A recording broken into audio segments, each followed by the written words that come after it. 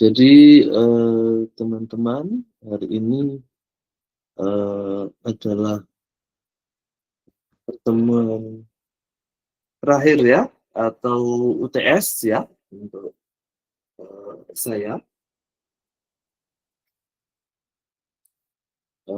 Minggu depan berarti sudah, bukan saya yang ngajar ya, Ajib kalau nggak salah ya.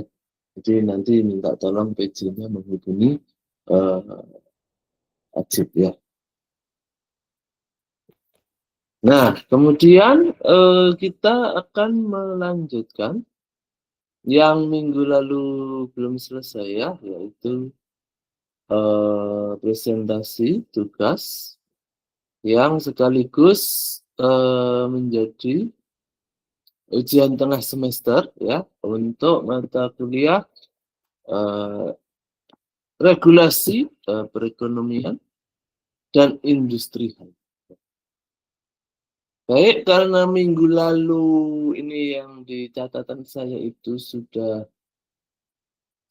ada Mas Hadirul ya, Mas Hadirul, kemudian Mbak Yuliana, kemudian Mbak Mbak Bayin ya, Mbak Bayin, Mbak Lutfia, Mbak Aziza, sama Mas Alfi ya.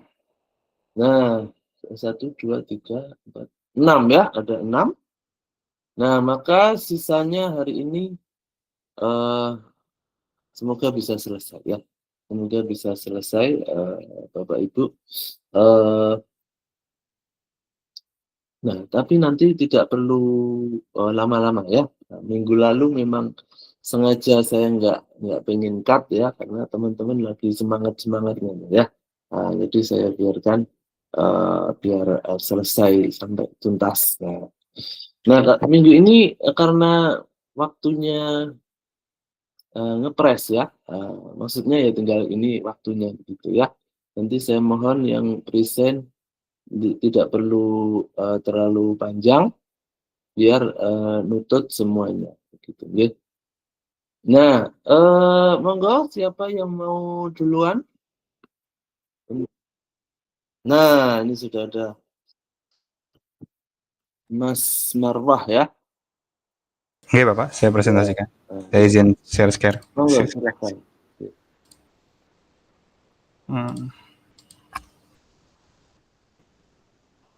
Oke. Baik. Pak, sudah terlihat Bapak? Sudah. Baik, Assalamualaikum warahmatullahi wabarakatuh. Waalaikumsalam warahmatullahi. Teman-teman, di sini saya mau mempresentasikan tentang produk rintisan fiktif yang saya buat. Karena di sini saya konsepnya pitching, jadi saya memposisikan teman-teman sebagai investor dan saya sebagai seorang perintis gitu ya. Saya di sini mau mempresentasikan tentang Hala. Apa itu Hala? Hala adalah minuman elektrolit berbasis kurma. Ini untuk konten-kontennya bisa dilihat sendiri, ada pembukaan, kemudian ada gambaran, kemudian ada kalkulasi hitung-hitungan, dan kemudian ada kesimpulan. Untuk pembukaan di sini sebenarnya saya mau jelasin cuma untuk mempersingkat waktu, teman-teman bisa baca di prospektusnya saja, latar belakang, dan kemudian alasan kenapa Hala dikonsep seperti ini. Jadi nanti baca aja di dokumen yang sudah saya sertakan sebelumnya. Kemudian lanjut ke detail produk di analisis strategi. Di sini ada komposisinya, bisa dilihat sendiri. Di sini kita menggunakan bahan terbaik dan juga perisa alami atau bahan-bahan yang bisa dibilang alami. Untuk karakter sensoriknya bisa dilihat sendiri untuk bapak-bapak dan ibu-ibu investor untuk melihat, untuk membayangkan produk ini seperti apa dari warna, aroma, tekstur, dan rasa. Kemudian untuk proses pembuatannya, lagi-lagi detailnya bisa dilihat di prospektus, tapi di sini saya mau meng-highlight tentang di sini ada proses penyaringan, ada proses pasteurisasi, dan ada proses filling, yang berarti kita membutuhkan mesin untuk membuat ini. Jadi itu alasan kenapa saya di sini sama bapak-bapak mengajukan proposal pendanaan. Kemudian ada analisis SWOT-nya, di sini ada strength, weakness, opportunity, dan threats. Ini udah saya singkat, cuman saya akan highlight satu aja untuk mempersingkat waktu. Dan untuk strength-nya di sini saya akan membahas tentang brandingnya yang sudah cukup matang, yang ada nanti kayak kaitannya dengan opportunity, saya juga nggak sempat menjelaskan tadi tentang branding-nya juga. Untuk weakness-nya sebagaimana produk baru, di sini brand awareness-nya saya mau highlight brand awareness yang rendah, nanti juga saya akan jelaskan di kalkulasi bagaimana kita membuat strategi mengantisipasi ini. Untuk opportunity-nya saya akan mau highlight pasar health dan halal yang booming dan segmen Ramadan dan ibadah. Kalau kita kaitkan dengan branding di strength yang tadi, kita bisa lihat ya dengan logo bulan sabit dan juga opportunity segmen pada aspek Ramadan dan ibadah. Untuk threats-nya yang mau saya highlight adalah kompetisi dari merek besar. Kaitannya dengan branding kita yang lemah nanti juga akan saya bahas di kalkulasi bagaimana strateginya. Kita masuk ke kalkulasi. Bapak-bapak dan ibu-ibu bisa lihat sendiri untuk biayanya. Kita untuk HPP-nya 6.300 untuk produksi, habis banyak di bahan baku dan kemasan untuk bahan yang terbaik.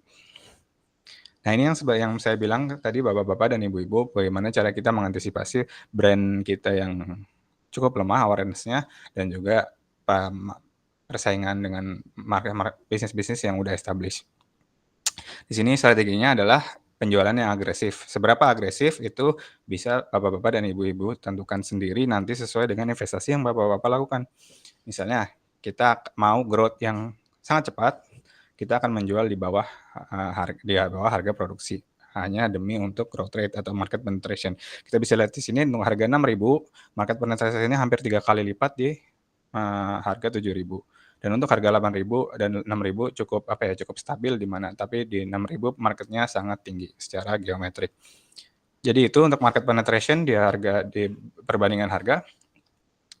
Dan ini untuk investasi sekali investasi kita bisa lihat yang seperti yang saya bilang tadi, ada mesin-mesin yang dibutuhkan untuk pembelian pertama. Untuk totalnya bisa mencapai 55 juta. Dan biaya operasional 6 bulannya tergantung yang saya bilang tadi, kalau sesuai proyeksi kita akan membutuhkan 435 juta untuk penjualan 6.000 per botol, sekitar 255 juta untuk penjualan 7.000 dan sekitar 200 juta untuk penjualan 8.000 per botol.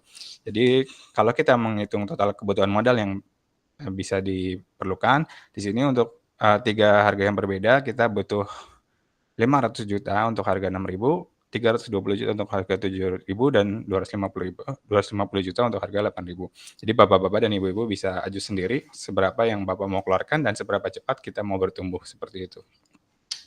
Untuk investasinya saya akan persuasi bapak-bapak ibu lagi kenapa harus investasi di sini, karena di sini hal ini nggak hanya minuman bapak-bapak ibu-ibu, tapi itu juga tentang bagaimana kita berpartisipasi dalam pasar yang terus berkembang, apalagi pasar halal di Indonesia. Dengan modal yang bisa bapak atur sendiri, dengan pertumbuhan yang bisa bapak atur sendiri, maka ini jauh lebih fleksibel ya sebagai suatu investasi.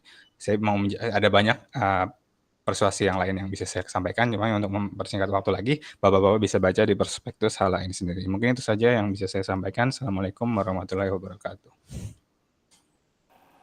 Waalaikumsalam. Oke. Sebetulnya menarik sekali ya, Mas Marwah ya. Wah, Oke, Bapak. menarik sekali itu ya. Itu modalnya cukup Pajero 1 ya. Wah, langsung ya. Wah. Oke ya. Terima kasih ya Mas Marwah ya. Iya, Bapak. Promising ya. Nah, itu tapi itu ini ya kayaknya sejenis macam ini ya, apa namanya?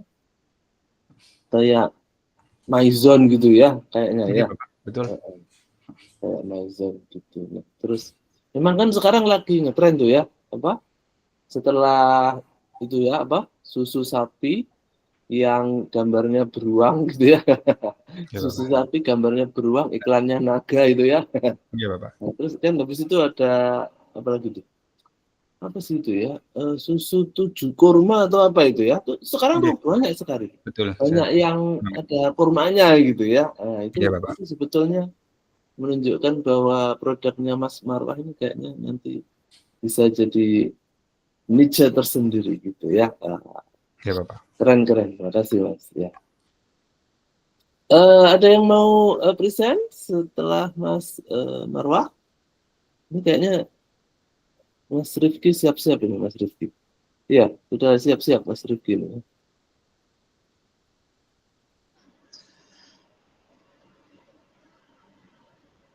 Halo, halo. Halo Pak, Heeh. Gimana? Sudah siap-siap ini Mas Rifki?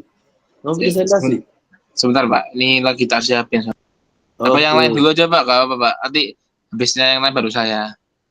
Ya, silakan. Monggo. Ada yang mau menyalip Mas Rifki yang sudah siap? Nah, Pak Akmal, monggo, monggo Pak Akmal. Silakan. Baik Pak, sebentar Pak.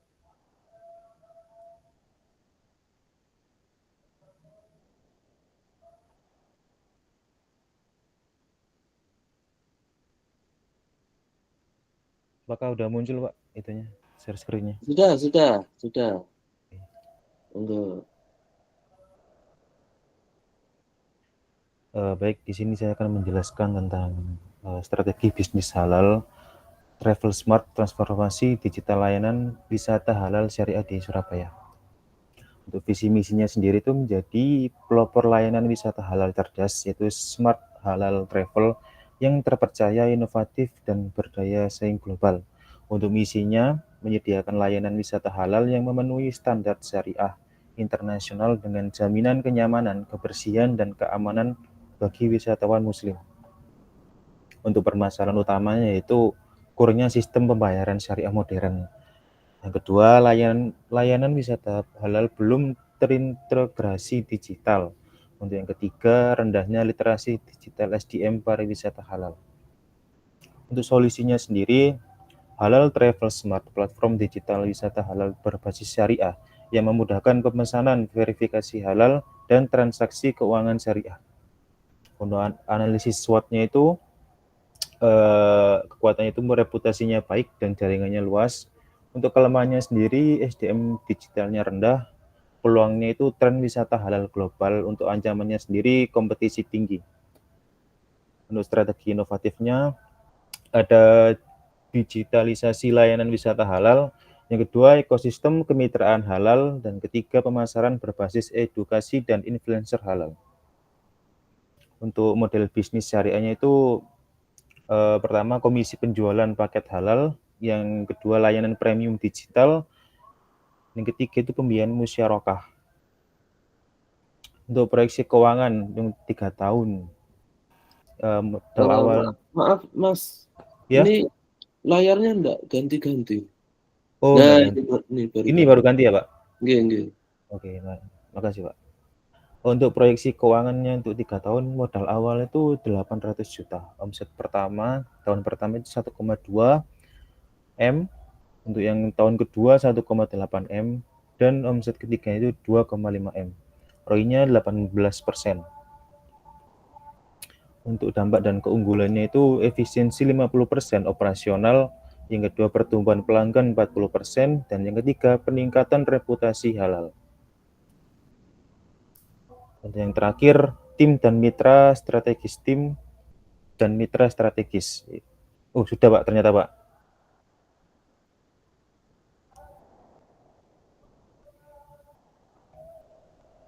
Sampun Pak Farul. Oh, sudah. Oke. Tadi apa ya penutupnya tadi?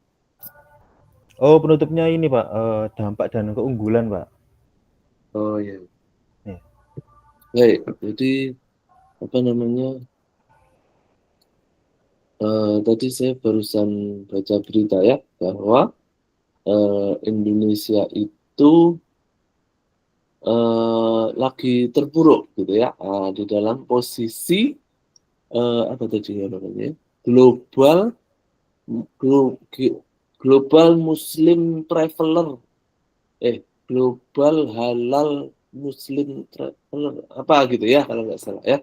Jadi dulu itu pernah jadi juara 1 Indonesia. Nah sekarang juara 5. Nah itu kayaknya ini memang diperlukan aplikasi kayak yang idenya Mas Akmal ini ya untuk ini tadi ya bisa mengembalikan kejayaan Indonesia. Nah, cuma tadi nggak tahu mungkin kameranya bermasalah atau gimana ya Mas Akmal ya. Yang presentasi nggak kelihatan tadi. Nih. Atau Iya mungkin Pak, itu kameranya rusak Pak. oh, nggih.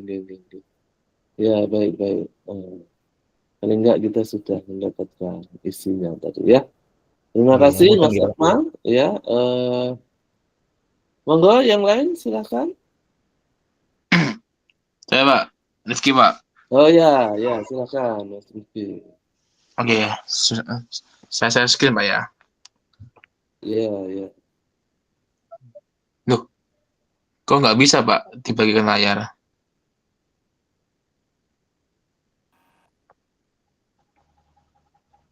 Terjadi error gitu ya Pak. Oh, wah, nggak tahu tuh. Tadi teman-teman yang lain kok bisa ya? Tapi kok Ya, nggak bisa ya? saya tidak melakukan pembatasan apa-apa ya. Untuk orang masalah persentage. Oke, monggo dicoba dulu ya Mas Rifki ya. Yang lain monggo, mungkin barangkali ada yang siap. Ya, Mbak Erlina, monggo silakan. Mbak.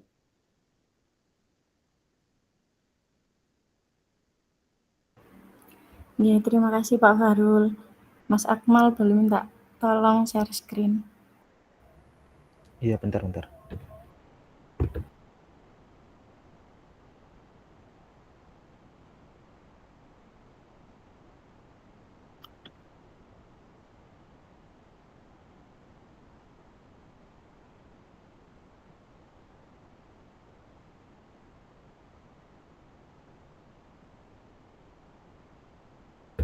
Oke, terima kasih. Assalamualaikum warahmatullahi wabarakatuh. Saya Erlina Pertiwi. Pada kesempatan ini saya akan mempresentasikan ide bisnis fiktif yang saya kembangkan, yaitu sebuah brand fashion halal dan berkelanjutan bernama Nurah, yang artinya cahaya gaya. Jadi, meskipun masih berupa konsep, bisnis ini dirancang seolah nyata, lengkap dengan analisis model bisnis dan strategi investasi untuk menunjukkan bagaimana potensi ekonomi halal bisa dikembangkan di industri fashion modern. Nah, yang pertama, problem saat ini tren modest fashion semakin populer di kalangan muslim muda, baik di Indonesia maupun dunia. Namun banyak brand yang mengaku modest itu artinya sopan atau menutup aurat, tapi ternyata belum sepenuhnya halal dalam seluruh rantai produksinya. Jadi konsumen muslim sering kesulitan memastikan apakah bahan, proses pembuatan, dan desainnya benar-benar sesuai syariat sekaligus ramah lingkungan. Kemudian solusi dari Nurah melihat masalah itu, Nurah hadir dengan konsep halal by design, yaitu sistemnya traceability menggunakan QR code untuk melacak asal bahan dan proses halal dari setiap produk. Selain itu, Nura berkomitmen menghadirkan sustainable modest fashion, yaitu fashion yang sopan dan ramah lingkungan. Menggunakan kain organik, misalnya bahan daur ulang atau metode produksi ramah lingkungan. Dengan begitu, setiap produk Nura tidak hanya indah dipakai, tapi juga memberikan keberkahan dan tanggung jawab sosial. Selanjutnya, produk yang ditawarkan Nura yakni berbagai produk fashion modest mulai dari busana casual, formal, hijab, outwear, hingga capsule and travel collection. Itu artinya koleksi pakaian modest yang praktis, minimalis, mudah dipadu padankan, dan nyaman digunakan sehari-hari maupun bepergian, yang tentunya praktis dan elegan. Desainnya kontemporer, mengikuti tren global, namun tetap sopan dan sesuai dengan nilai-nilai Islam. Kemudian peluang pasarnya, pasar modest atau halal fashion global itu tumbuh sekitar 57% secara konsisten. Sebagai negara dengan populasi muslim terbesar di dunia, Indonesia memiliki potensi luar biasa untuk menjadi pusat modest fashion global, terutama di kalangan milenial dan Gen Z yang semakin sadar kalau gaya hidup halal dan berkelanjutan. Jadi produk yang dibuat dengan cara sesuai syariat Islam sekaligus ramah terhadap lingkungan dan manusia. Kemudian model bisnisnya, untuk menjaga konsumen dengan lebih efektif, Nura mengusung model D2C, yakni direct to customer, yang terintegrasi dengan omnichannel marketplace. Jadi dengan kata lain, pelanggan bisa berinteraksi dengan bisnis melalui berbagai cara seperti toko fisik, website, aplikasi, media sosial, juga marketplace. Dan semua saluran itu tuh terhubung satu sama lain. Jadi contoh omnichannel tuh misalnya konsumen melihat di TikTok, kemudian memesannya lewat website, terus bisa mengambil atau mencoba pesanannya langsung di toko fisik seperti itu. Kemudian pendanaan bisnis dilakukan secara syariah melalui crowdfunding dengan akad musyarakah atau mudharabah agar sesuai dengan prinsip keadilan dan berbagi resiko. Contohnya misalnya memakai akad mudharabah. Jadi misalnya Bapak Ibu di sini sebagai pihak penyedia modal atau sahibul mal, dan kemudian saya yang menjadi pengelola bisnis atau mudharib. Kemudian keuntungannya dibagi sesuai nisbah yang telah disepakati, sehingga jika rugi karena risiko bisnis bukan karena saya, kerugian ditanggung pemilik modal gitu. Kemudian untuk ajaan investasi, Nura mengundang investor dan mitra untuk bergabung bersama Nura dalam membangun ekosistem modest fashion yang halal, hijau, dan berdaya saing global. Melalui sistem bagi hasil syariah, para investor dapat berpartisipasi dalam bisnis yang tidak hanya menguntungkan, tetapi juga memberikan dampak sosial yang positif. Selain keuntungan finansial, bergabung dengan Nura berarti turut berkontribusi dalam membangun ekonomi halal yang berkeadilan dan berkelanjutan. Dengan Nura, kita tidak hanya berpakaian indah, tapi juga berpakaian dengan nilai halal, etika, dan tanggung jawab terhadap lingkungan. Terima kasih atas perhatian teman-teman dan Pak Fahrul. Assalamualaikum warahmatullahi wabarakatuh. Waalaikumsalam. Baik, cukup menarik ya. Tapi ada yang kurang tuh satu ya. Saya tadi belum nemu SWOT-nya ya. Nah, nanti mungkin bisa ditambahkan ya. SWOT atau apa? Pestel kalau nggak salah ya. Untuk memposisikan, gitu ya, nanti dia posisinya di mana. Baik, Pak. Baik, Mas Rifki sudah siap, Mas Rifki? Sudah, Pak. Minta tolong Mas Akmal ya. Saya screen.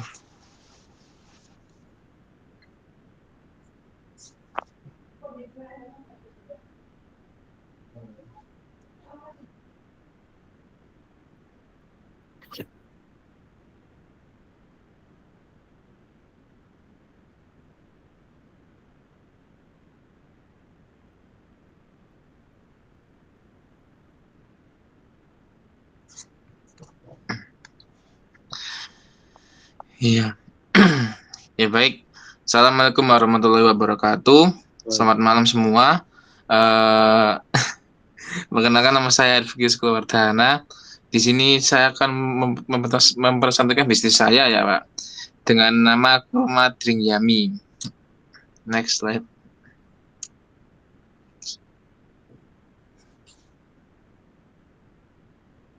Nah, di sini sebelum saya membuat bisnis itu, saya akan mencari dulu apa itu yang dimaksud dengan Kurma Drink Yummy itu.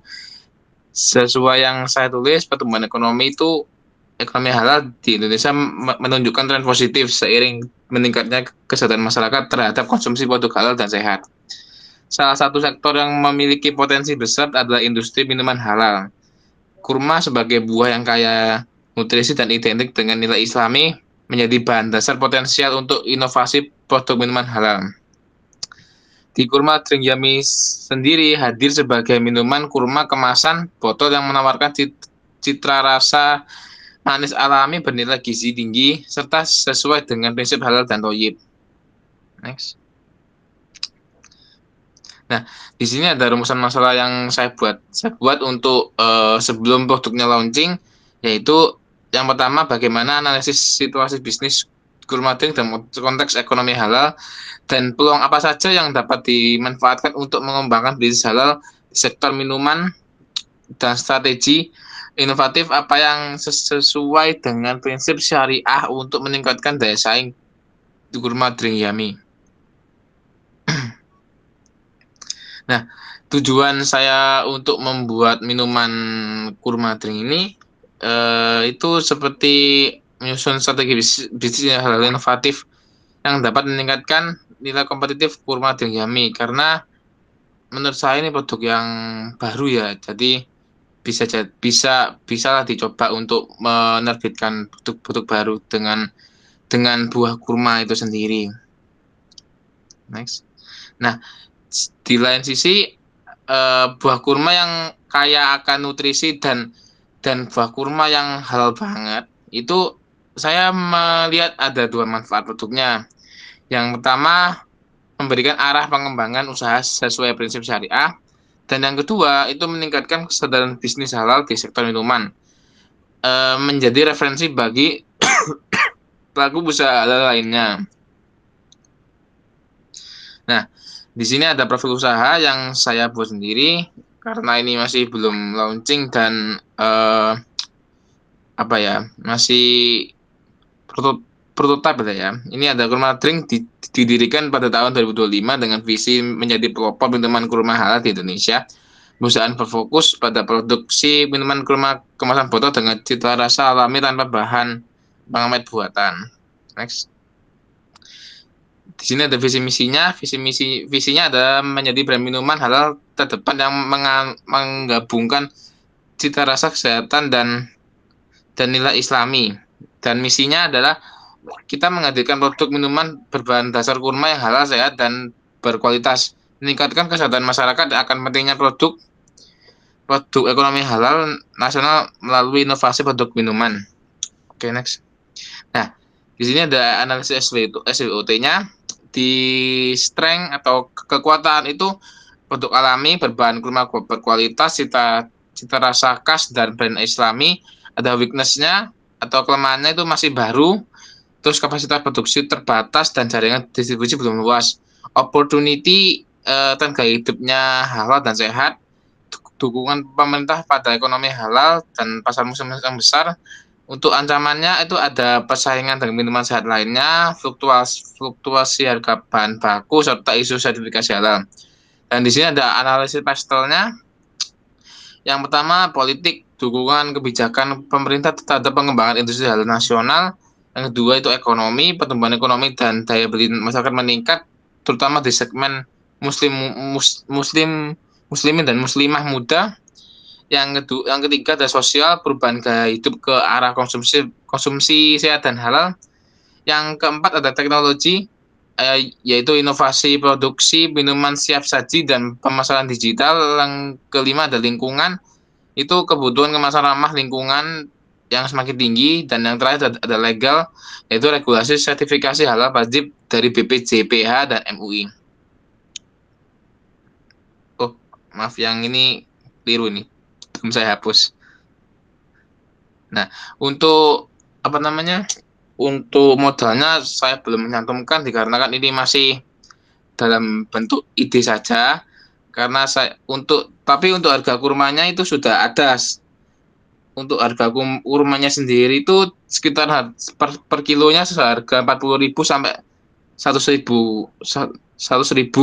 begitu. Sekian dari presentasi saya. Apabila ada kesalahan atau pertanyaan, mohon maafkan dan silakan bertanya. Terima kasih.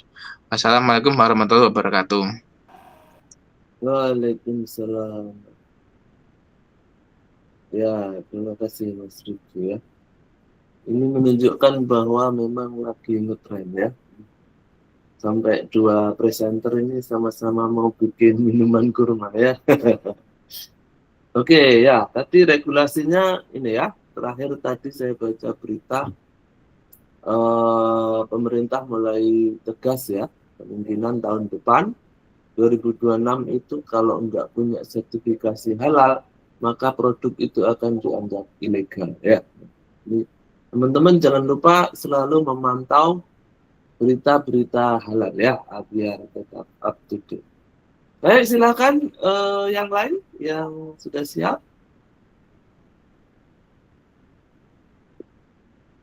Ya, silakan Mbak Mazaya ya. Baik Bapak, izin share screen.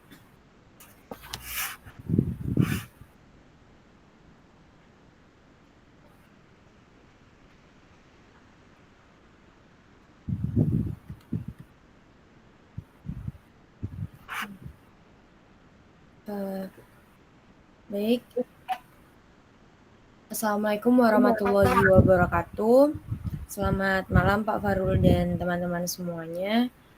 Perkenalkan, nama saya Mazaya Najmi Sakifah. Pada kesempatan kali ini saya akan memaparkan rencana bisnis halal dengan judul Strategi Inovatif Pengembangan Platform Traceability Produk Halal Berbasis Blockchain dan AI, dengan studi kasusnya yaitu Jalatek. Untuk latar belakangnya sendiri, Indonesia sendiri memiliki potensi besar di industri halal global karena mayoritas penduduknya beragama Islam.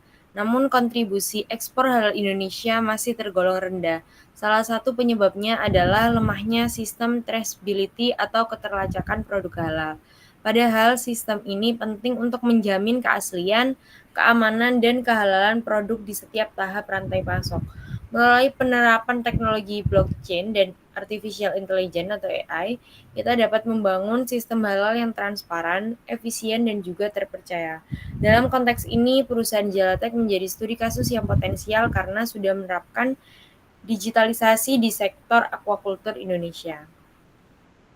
Untuk gambaran umum dari Jalatek sendiri adalah startup teknologi aquaculture yang berdiri tahun 2017 di Yogyakarta. Fokusnya pada pemanfaatan IoT, AI, dan analisis data untuk meningkatkan efisiensi budidaya udang. Produk utamanya meliputi Jala App, Jala Baruno, dan Jala Marketplace. Hingga kini perusahaan ini telah memantau lebih dari 35.000 kolam dan membantu lebih dari 20.000 petambak. Melalui teknologi ini, Jala berperan penting dalam menciptakan budidaya udang yang berkelanjutan dan juga efisien. Untuk analisis SWOT-nya sendiri, untuk dari kekuatannya sendiri, yang pertama teknologi IoT dan AI yang canggih serta reputasi Jala yang sudah diakui. Lalu untuk kelemahan atau weakness-nya, terdapat keterbatasan modal bagi petambak kecil dan tingginya biaya awal digitalisasi. Untuk peluang atau opportunities-nya, pertumbuhan pesat pasar halal global serta dukungan pemerintah untuk ekonomi syariah. Dan untuk ancamannya sendiri atau threats, fluktuasi harga pakan dan tumpang tindih regulasi antar lembaga. Dari sini terlihat bahwa inovasi digital halal dapat memperkuat posisi Jala di pasar global. Lalu untuk analisis pastelnya sendiri, secara makro, kondisi eksternal sendiri juga mendukung. Yang pertama dari sisi politik, pemerintah menargetkan Indonesia sebagai pusat industri halal dunia tahun 2029. Lalu untuk dari sisi ekonomi, ekspor aquaculture meningkat hingga 12% menurut BPS 2024. Lanjutnya, untuk sosialnya sendiri, sebanyak 82% konsumen muslim lebih memilih produk halal. Untuk teknologinya, IoT dan AI menjadi faktor keunggulan dan blockchain membuka peluang traceability. Dari sisi lingkungan, teknologi digital membantu budidaya yang ramah lingkungan. Lalu untuk legalnya, ada payung hukum kuat seperti UU JPH 2014 dan UU Perlindungan Data Pribadi 2022. Lalu untuk strategi inovatifnya sendiri, strategi utama yang ditawarkan itu meliputi 5 langkah. Yang pertama, menerapkan sistem blockchain based halal traceability untuk mencatat seluruh rantai pasok halal secara permanen dan juga transparan. Yang kedua, mengintegrasikan AI untuk analisis data produksi dan deteksi dini ketidaksesuaian. Yang ketiga, bekerja sama dengan lembaga keuangan syariah agar petambak mudah mendapatkan pembiayaan. Yang keempat, memberikan pelatihan digital dan edukasi halal bagi petambak tradisional. Dan yang kelima, menjalin kemitraan strategis dengan BPJH dan KKP dalam digitalisasi sertifikasi halal. Strategi ini akan memperkuat ekosistem halal berbasis teknologi di Indonesia. Dan selanjutnya untuk implementasi teknologi, Dalam implementasinya, blockchain sendiri berfungsi mencatat setiap tahapan rantai pasokan halal secara immutable atau tidak bisa diubah. Sementara AI membantu mendeteksi ketidaksesuaian data, memprediksi panen, dan juga menjaga konsistensi kualitas. Dengan sistem ini, proses produksi menjadi lebih transparan, efisien, dan adil, sejalan dengan prinsip Makosyid al-Syariah, yaitu menjaga kejujuran, keamanan, dan juga keberlanjutan. Lalu untuk dampak dan keunggulannya sendiri, dampak dari penerapan sistem ini antara lain, yang pertama meningkatkan kepercayaan konsumen muslim terhadap produk halal. Lalu yang kedua mengurangi biaya audit hingga 30% dan mempercepat proses sertifikasi. Yang ketiga memperkuat daya saing produk Indonesia di pasar ekspor. Dan yang keempat, serta mendukung visi pemerintah menjadikan Indonesia sebagai Global Halal Hub tahun 2029. Dengan kata lain, inovasi ini tidak hanya berdampak pada bisnis, tetapi juga memberikan nilai tambah bagi ekonomi nasional. Lalu yang terakhir, kesimpulan sebagai penutup, penerapan teknologi blockchain dan AI dalam industri halal, khususnya di sektor aquaculture melalui Jalatek, merupakan langkah strategis untuk mewujudkan rantai pasok halal yang transparan, efisien, dan juga berkelanjutan. Inovasi ini selaras dengan prinsip syariah dan menjadi model bisnis halal modern yang siap membawa Indonesia menuju pusat industri halal dunia. Baik, sekian presentasi dari saya. Kurang lebihnya mohon maaf. Sekian, terima kasih. Wassalamualaikum warahmatullahi wabarakatuh. Ya, waalaikumsalam warahmatullahi. Ini tadi saya kira itu semacam ini ya, aplikasi gitu ya. Nah, kemudian belakangan baru tahu bahwa itu ada hubungannya, kenapa namanya Jala kan begitu ya, karena ada hubungannya sama tambak udang tadi kan ya. Nah, cuman tadi menurut saya mungkin ada beberapa kata-kata yang miss ya, jadi akhirnya jembatannya itu kayak terpotong, jadi seolah-olah nanti kalau ada yang membaca slide itu dari awal itu kaget gitu, tiba-tiba kok jadi udangan gitu ya. Nanti mungkin bisa diperbaiki lagi Mbak saya ya. Tapi secara umum sudah cukup bagus ya. Teman-teman sudah cukup bagus ya semuanya kurang lebih ya. Kecuali yang belum ya, karena saya belum tahu ya. Cuman satu yang kurang nih ya. Kok kameranya pada rewel kabeh ya. Saya jadi nampak sendirian di sini ya. Sama Mas Rifki aja ya. Oke ya, paling tidak sudah ada ini ya, ada PowerPoint-nya ya. Tadi sudah Mas Marwah ya, dengan penampilan hackernya yang misterius tadi ya, pertama ya. Terus Mbak Erlina, Mas Akmal, Mas Rifki, Mbak Mazaya ya. Yang lain monggo silakan. Terima kasih sudah memanfaatkan waktu dengan baik ya teman-teman di awal tadi, sehingga tidak terlalu panjang ya, untuk memberi kesempatan teman-teman yang lain. Monggo yang lain teman-teman. Jangan khawatir, kita masih ada banyak waktu ya. Tapi kayaknya nggak bakal sampai subuh lah ya malam ini ya.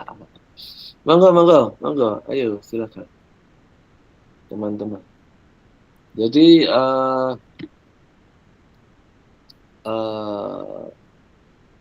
sebagai seorang calon magister kan teman-teman tidak hanya dituntut bisa nulis doang kan begitu ya. Tentu saja harus mampu mengkomunikasikan hasil pemikirannya menjadi sebuah speech begitu ya, atau presentasi ya. Enggak teman-teman, masa saya harus milih ya kayak teman-teman S1 aja ya.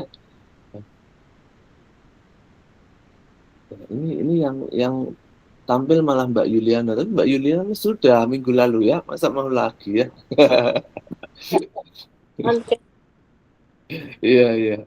Mangga yang lain.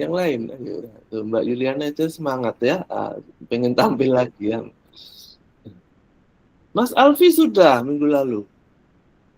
Sudah minggu lalu ya, Mas Alfi ya. Kalau Sudah, Bapak. di catatan saya sudah ya. Siapa yang belum ya? Coba saya lihat ya.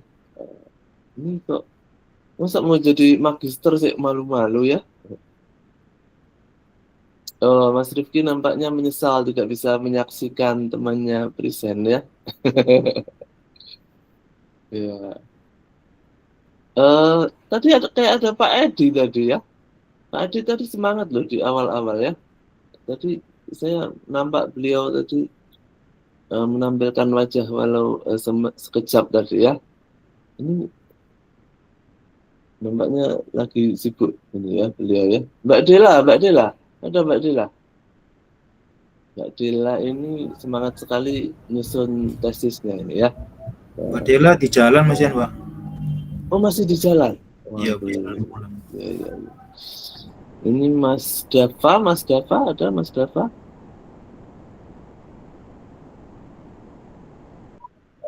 Iya, Pak. Mbak Dava ya. Mas Dava atau Mbak Dava ya? Iya, Pak.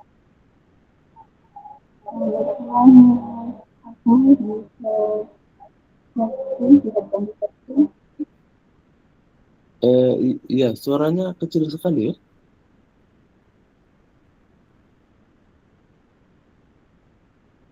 Ya, monggo. Kalau sudah ada yang suara bisa saya di-share, sudah silakan. terdengar, Pak? Nah, ini sudah bagus ya. Tadi kayak mendem gitu ya. Baik, saya akan mempresentasikan terkait ide saya, yaitu terkait Bawean Halal Gateway. Ini adalah sebuah promosi untuk pariwisata halal. Sebelumnya, perkenalkan saya Dava Eka Septianda dengan NIM 240175725014. Nah, di sini visi dari Bawean Halal Gateway adalah menjadikan Pulau Bawean sebagai destinasi wisata halal berkelanjutan yang berdaya saing global dan berbasis prinsip syariah serta kearifan lokal. Misinya adalah untuk mengembangkan sistem pariwisata halal terpadu dengan memperhatikan aspek ekonomi, sosial, dan lingkungan.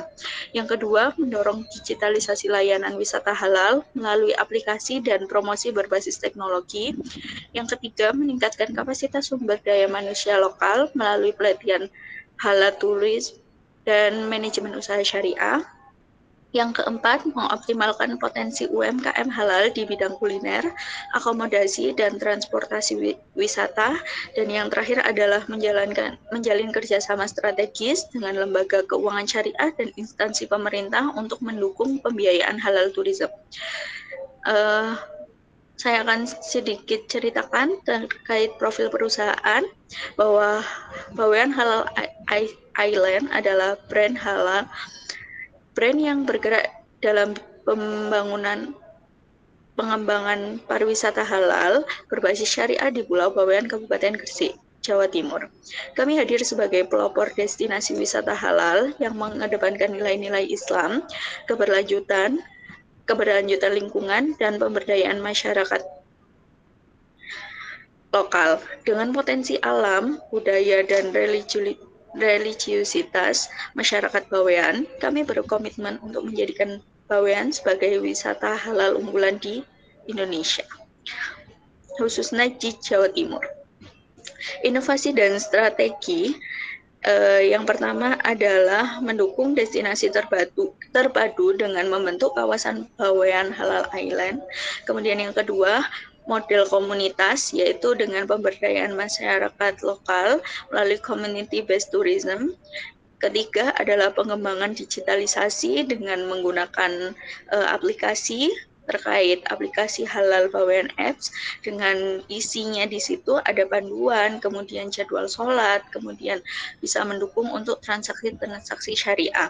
Yang keempat ada ekowisata syariah dengan mengkampanyekan bahwa travel with barokah, yaitu dengan travel tetapi juga tetap melestarikan alam, melestarikan lingkungan. Yang kelima adalah terkait dengan SDM dan sertifikasi dengan tetap melakukan hal-hal program atau program-program untuk meningkatkan soft skill maupun hard skill dari komunitas tersebut dengan halal training center dan dengan fasilitas sertifikasi halal UMKM. Mungkin untuk SWOT analisis, yang pertama adalah terkait strength. Itu yang pertama adalah dengan indahnya dan masih aslinya alam dan budaya di Bawean. Kemudian yang kedua dengan masyarakatnya yang religius, dan yang ketiga melalui dukungan pemerintah karena Bawean merupakan daerah yang diproyeksi oleh pemerintah Kabupaten Gresik untuk dijadikan daerah wisata. Yang keempat, terkait lingkungan yang masih alami, belum tercampur dan belum terkontaminasi dengan banyaknya perusahaan-perusahaan. Dan yang kelima adalah terkait kearifan dan keramahan lokal. Kemudian weakness-nya itu yang pertama adalah akses dan infrastruktur yang terbatas karena itu adalah sebuah pulau kecil di Jawa Timur, khususnya di Kabupaten Gresik, sehingga untuk akses hanya bisa dilalui dengan jalur laut dan jalur udara, dan itu dipengaruhi oleh cuaca. Yang kedua adalah terkait fasilitas halal yang masih minim, lalu kemudian yang ketiga promosinya masih lemah, dan yang keempat SDM masih belum terlatih, dan yang kelima adalah investasi dan teknologi pendukung yang masih kurang. Untuk opportunity-nya, wisata halal global itu sedang tren dan marak dan sedang berkembang pada saat ini. Lalu yang kedua, dengan adanya regulasi nasional untuk mendukung pariwisata halal. Yang ketiga, minat wisatawan muslim pada saat ini diproyeksikan untuk diproyeksi naik. Yang keempat, kerjasama lembaga syariah, dan yang kelima adalah peluang promosi digital. Untuk triknya, yang pertama adalah persaingan destinasi lain yang sudah lebih dahulu menjadi destinasi wisata seperti Lombok, Bali, kemudian Nusa Tenggara. Lalu yang kedua, cuaca dan transportasi yang tidak stabil dalam artian sangat dipengaruhi oleh cuaca. Yang ketiga, kurangnya koordinasi stakeholder, masih adanya miskomunikasi antar pembangun atau stakeholder. Yang keempat, resiko komersialisasi yang berlebihan, dan yang kelima adalah pendapatan musiman. Hingga dapat disimpulkan berdasarkan hasil dari analisis dan strategi yang telah disusun, dapat disimpulkan bahwa pengembangan bisnis pariwisata halal di Pulau Bawean itu memiliki potensi yang besar untuk mendorong keberlanjutan ekonomi daerah berbasis syariah. Perlu adanya dukungan pemerintah, kemudian dengan karakter masyarakatnya religius, serta kekayaan alam yang masih asri, itu bisa menjadi modal utama dalam menjadikan Bawean sebagai destinasi wisata halal unggulan di Jawa Timur. Melalui strategi berbasis komunitas, digitalisasi layanan, dan penerapan prinsip halalan thayyiban dalam seluruh aktivitas wisata, Bawean tidak hanya berpotensi meningkatkan kesejahteraan masyarakat lokal, tetapi juga memperkuat citra Indonesia sebagai pusat ekonomi dan pariwisata halal dunia yang berdaya saing dan berkeadilan sosial. Cukup sekian dari saya kembalikan lagi ke Pak Fahrul. Terima kasih. Iya, terima kasih Java ya, Mbak Java ya. Memang aslinya dari Bawean situ, Mbak Java ya. Tidak Pak, saya dari Gresik, tapi Oh, dekat dengan Bawean. ya, saya paham ya. Karena saya pernah suatu waktu itu ke Gresik ya toh, terus ke Malemang ya. Nah, akhirnya saya harus menginap di salah satu. Nah, zaman itu tahun berapa itu ya? Saya ingat itu saya baru menikah ya. Jadi kayaknya kalau enggak 2011 2012 ya. Nah, itu. Nah, cuma yang saya kagumi itu ya di Gresik itu. Pada saat itu belum belum booming itu, ada namanya hotel syariah itu enggak ada ya. Belum ada pada saat itu. Nah, kan saya mau nginep tuh sama istri ya pada saat itu. Nah, itu ternyata hotel-hotel di Gresik itu ternyata dia sudah syariah ya. Walaupun judulnya itu enggak ada tulisan hotel syariah gitu enggak ya. Jadi mereka sebelum menerima tamu itu ditanya tuh beneran tuh ya, ini beneran suami istri atau enggak gitu ya. Terus KTP-nya dilihat gitu ya. Wah, luar biasa ya. Memang luar biasa Gresik itu ya. Tapi ya memang harus begitu ya, karena ada makam dua wali di situ ya di Gresik. Nah, pas saya menginap itu ya, itu ada beberapa orang itu yang mau ke Bawean, ya gitu ya ceritanya ya. Nah, ternyata setelah diceritakan sama Mbak Dava tadi, sampai sekarang itu masih susah ya kapalnya itu ya, masih susah ya berarti ya. Lalu, oh sudah hilang Mbak Dava ya. Ya, zaman saya dulu itu memang orang itu sampai menginap ya, karena apa namanya, kapalnya itu nggak berlayar lagi, misalnya sudah jam berapa gitu ya, oh sudah nggak ada kapal, itu sampai nginep gitu ya, penduduk Bawean itu nunggu kapal besok pagi, nah gitu ya. Nah kalau itu sampai sekarang masih seperti itu, nah memang betul itu ya, harus dibikin gateway itu ya, kalau perlu dibikin jembatan kayak Suramadu gitulah ya, untuk Bawean ya. Baik, saya rasa idenya cukup bagus ya, Mbak Dava ya. Monggo yang lain yang belum. Nah, akhirnya datang juga ini Mbak Dina ya. Silakan Mbak Dina. Iya Bapak, mohon maaf tadi di jalan. Ini Iya, saya iya, bisa dibantu Mbak Mazaya buat share screen ya Bapak? iya. Ya, terima kasih Mbak Mazaya. Baik, Assalamualaikum warahmatullahi wabarakatuh. Perkenalkan, saya Della Risa Pratiwi. Pada kesempatan kali ini, saya akan mempresentasikan materi dengan judul Strategi Bisnis Halal Inovatif pada PT Paragon Teknologi Teknologi, Keberlanjutan, dan Prinsip Maqasid Al-Syariah. Next, Mbak Mazaya. Industri halal global saat ini mengalami pertumbuhan yang sangat pesat dan menjadi bagian penting dari ekonomi dunia.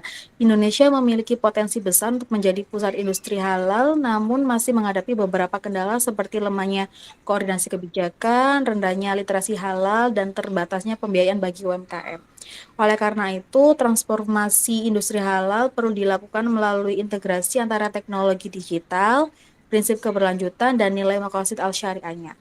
Salah satu contoh perusahaan yang berhasil menerapkan hal ini adalah PT Paragon Technology and Innovation dengan merek yang terkenal seperti Wardah, Makeover, dan Emina. Bisa dibantu next, Mbak Mazaya. Dari latar belakang tersebut, penelitian ini berfokus pada 3 rumusan masalah, yakni yang pertama, apa tantangan strategis yang dihadapi PT Paragon dalam mengembangkan bisnis halal berkelanjutan di era digital. Yang kedua, bagaimana strategi inovatif untuk mengintegrasikan digitalisasi, keberlanjutan, dan nilai maqasid al-syariah dalam bisnis Paragon. Dan yang terakhir, bagaimana dampak penerapan strategi tersebut terhadap daya saing global perusahaan. Oke, di next Mbak Mazaya.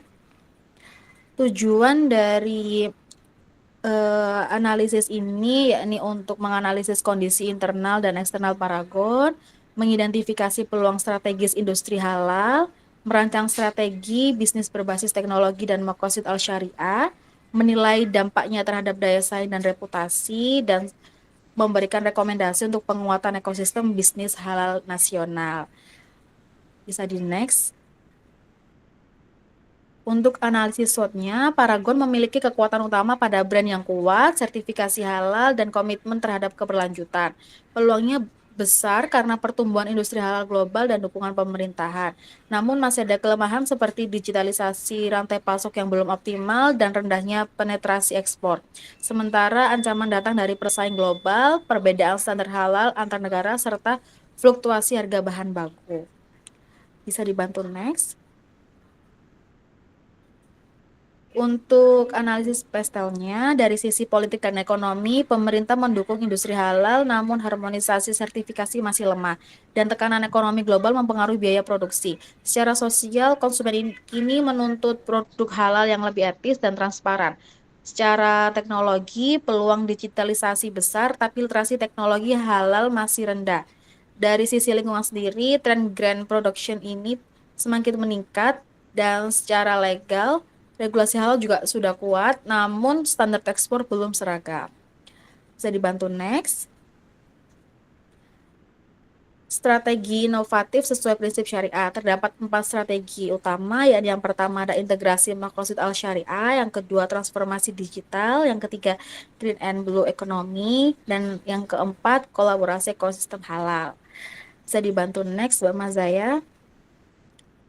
Untuk proyeksi dampak sendiri, strategi tersebut berdampak positif terhadap efisiensi operasional, reputasi perusahaan, ekspansi pasar global, kontribusi sosial dan keberlanjutan, termasuk pemberdayaan UMKM halal dan dukungan terhadap SDGs, serta memperkuat posisi Indonesia sebagai Global Halal Hub menuju visi 2045. Dibantu next. Dapat disimpulkan bahwa PT Paragon memiliki potensi besar untuk memperkuat posisinya dalam industri halal global melalui strategi inovatif berbasis teknologi, keberlanjutan, dan prinsip maqasid al-syariah. Integrasi ini tidak hanya meningkatkan daya saing perusahaan, tetapi juga memberikan dampak luas bagi perekonomian nasional dan mendukung terwujudnya Indonesia sebagai pusat ekonomi halal dunia. Demikian presentasi saya. Terima kasih atas perhatiannya Bapak atau Ibu dan teman-teman semuanya. Wassalamualaikum warahmatullahi wabarakatuh. Terima kasih Bapak.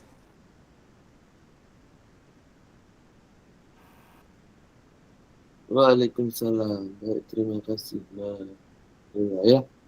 Mbak Dela ini sedang ngebut bikin proposal tesis ya. Saya harap teman-teman yang lain juga ya. Jangan nunggu jangan nunggu ditagih sama Pak Fahmi ya. Baik, kalau ada kesempatan langsung dikejar ya.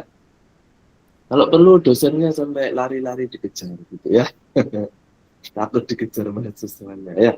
Nah, jadi memang bagaimanapun walaupun beberapa dosen itu ya ada yang mengeluh juga ya, wah bimbingan saya nggak datang-datang gitu ya, sama aja ya kayak zaman S1 dulu ya.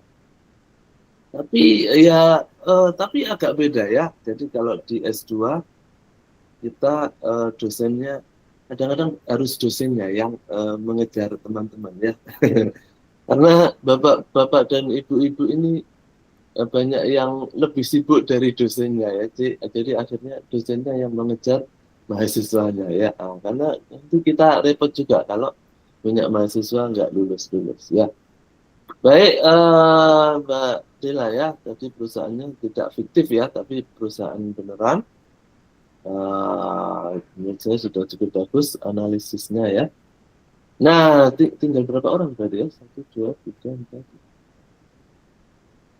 4. Masih ada ya, masih ada beberapa ya yang belum. Coba kita lihat ya. Mas Abdullah ada, Mas Abdullah? Mas Abdullah Adil, Mas Abdullah Adil? Hadir, Pak. Ya, silakan Mas Abdullah. Iya, Pak. Bentar, Pak.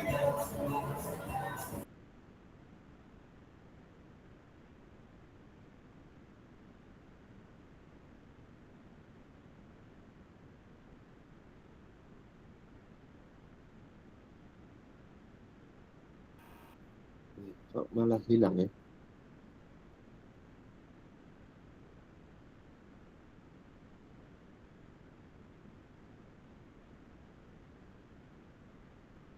Ya. Oh, lah ini. Sudah muncul. Ya, baik. Monggo silakan, Mas. Assalamualaikum warahmatullahi wabarakatuh. Waalaikumsalam. Mohon izin untuk presentasi ya Pak. Apakah sudah terlihat Pak? Sudah.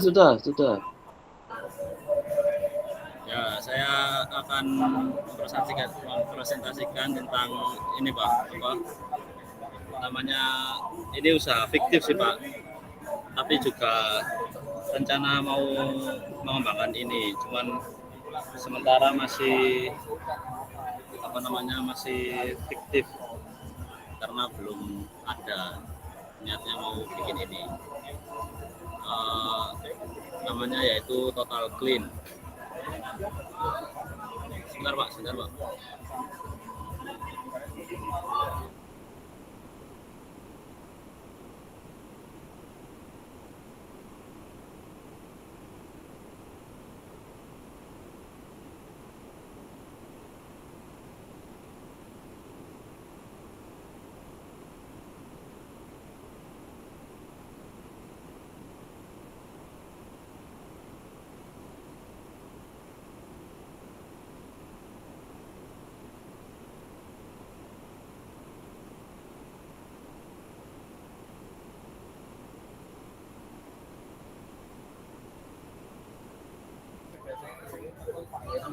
Halo, apakah suara saya terdengar Pak? Sudah. Ya. Jadi Total Clean, kenapa kalau saya membuat bisnis plan ini, yaitu karena kebutuhan akan produk pembersih rumah tangga yang aman, halal, dan ramah lingkungan semakin meningkat di tengah kesadaran masyarakat Muslim terhadap nilai keberlanjutan dan syariah. Total Clean hadir sebagai solusi lokal yang memadukan efektivitas kebersihan dengan prinsip halal dan thayyib. Produk ini dikembangkan oleh UMKM fiktifnya di Waru, Sidoarjo, dengan fokus pemasaran digital, penjualannya di e-commerce yaitu Shopee dan TikTok Shop. Proposal ini bertujuan untuk memaparkan strategi bisnis komprehensif yang menggabungkan aspek ekonomi halal, keberlanjutan, serta strategi digital marketing berbasis konten edukatif. Mengapa Total Clean? Karena rencananya akan halal bersertifikat, bahan baku halal, serta uji coba kepada hewan. Karena produk-produknya itu untuk kebutuhan rumah tangga, Pak. Ramah lingkungan, terus efektif dan efisien, membersihkan berbagai area rumah dan hasil maksimal dengan harga yang murah, kompetitif. Ini Pak untuk produk-produknya. Pertama yaitu serbuk ajaib anti kerak, ini membersihkan kerak kamar mandi Pak. Lalu ada penghilang noda, ini untuk deterjen penghilang noda membandel. Lalu ada pembersih mesin cuci untuk mesin cuci agar tidak apot dan mudah berkarat.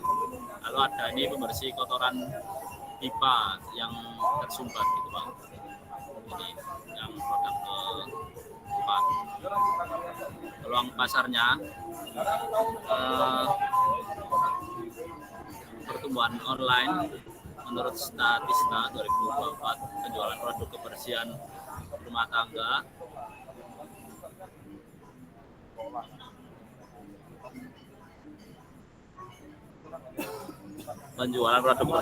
di Asia Tenggara meningkat 32%. Dominasi e-commerce 65%, yaitu gabungan antara Shopee dan TikTok Shop. Transaksi 65% dari transaksi produk rumah tangga. Terus juga Indonesia memiliki populasi muslim terbesar di dunia sehingga mendorong pertumbuhan pasar halal. Analisis kompetitor. Jadi ini kan ada merek-merek yang besar yang sudah beredar di Indonesia yang lama, yaitu seperti Wipol. Kelebihannya brand awareness-nya tinggi, kekurangannya kurang inovasi produk karena sepertinya hanya ini ya untuk obat pel ya. High clean, efektif disinfektan, terus kurang fokus di kerak dan pipa. Sementara Total Clean ini ada produk yang khusus untuk membersih kerak dan untuk pipa yang mampet. Kalau ada Magic Clean, ini klub dan aktif media sosial, kekurangannya harga relatif mahal tinggi. Sementara Total Clean ini halal, ramah lingkungan, harganya murah, namun kekurangannya belum bersertifikat dan kapasitas terbatas. Strategi SWOT, kekuatannya merek dikenal di marketplace yang mayoritas digunakan oleh masyarakat di Indonesia, yaitu Shopee dan Shop. Bahan baku lokal, kualitas kanan, berencana akan membeli bahan baku kimia dari lokal. Kelemahannya belum bersertifikat halal, kapasitas produksi terbatas. Peluangnya pasar halal terus tumbuh, dukungan pemerintah untuk UMKM. Ancaman persaingan merek besar karena sudah banyak merek besar yang beredar, daya sertifikasi tinggi untuk perizinan dan lain-lain. Untuk analisis hasilnya yaitu politik dan regulasi, kewajiban sertifikasi halal berdasarkan Perpu Nomor 33 Tahun 2014 menciptakan peluang sekaligus tantangan bagi UMKM. Untuk ekonomi, populasi muslim terbesar di dunia mendorong pertumbuhan pasar halal, sosial kesadaran terhadap berhalal meningkat, teknologinya e-commerce dan QR code mendukung transparansi halal lingkungan, tren green product mendorong inovasi ramah lingkungan. Untuk legalnya, sertifikasi halal menjadi faktor penentu daya saing. Strategi pemasarannya yaitu optimasi SEO, deskripsi produk dioptimalkan untuk visibilitas maksimal di Shopee dan TikTok Shop. Yang kedua yaitu konten video, tutorial before after, menampilkan efektivitas produk secara nyata dan menarik. Terus bisa kolaborasi dengan influencer, bersama dengan micro influencer atau biasa disebut afiliator untuk jangkauan organik dan kredibilitas yang tinggi. Iklan berbayar ini tentunya di kampanye performa berbasis data untuk ROI optimal dan targeting yang presisi. Operasional dan produksi lokasi di Waru, Sidoarjo, produksi awal 4.000 unit, 1.000 per varian, kontrol mutu, sistem traceability, batch untuk transparansi halal, bahan baku mencari yang lokal bersertifikasi halal. Ini proyeksi keuangannya, tiketnya untuk 3 bulan. Lalu ada grafik pertumbuhan rencananya seperti ini. Bulan pertama modalnya 25 juta karena untuk HPP per unitnya yaitu 10.000. Jadi kalau misal 4.000 berarti 40 jutaan. Cuman kan itu dalam total semua dengan harga jual 25.000, marginnya sekitar 60%. Kemudian ada komitmen dan rekomendasi nilai halal dan thayyib, bahan baku bersertifikat halal tanpa uji coba ke hewan, kemasan ramah lingkungan sesuai prinsip Islam, prioritas strategis, percepatan sertifikasi halal untuk meningkatkan daya saing dan kepercayaan muslim, pengembangan produk, inovasi refill dan ekspansi distribusi digital untuk pertumbuhan dan berkelanjutan. Seperti itu mungkin presentasi dari saya, Pak. Terima kasih. Wassalamualaikum warahmatullahi wabarakatuh. Waalaikumsalam. Oke, terima kasih Mas. Ternyata Mas Jimli ini ya. Saya tadi tidak mengenali karena namanya Abdullah Adin ya. Gila. Nama depan. Oke. Ya. Terima kasih ya. Ini mau nyanyi Rinso kayaknya ya. Oke. Ya, sudah cukup bagus ya Mas Jimli ya. Walaupun tadi harus berjuang melawan sound horeg di belakangnya tadi ya.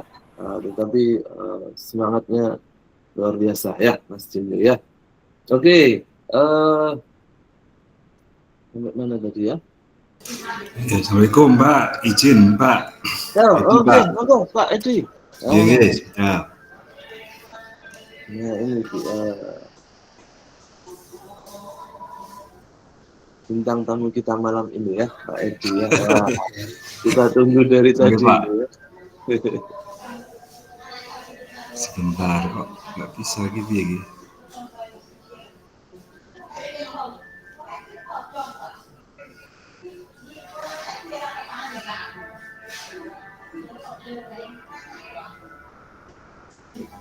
Belum muncul, Pak.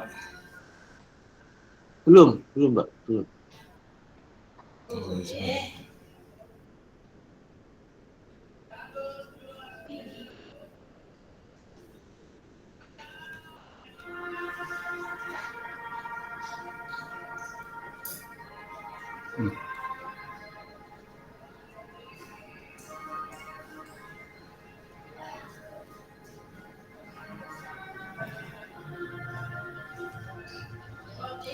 Aduh.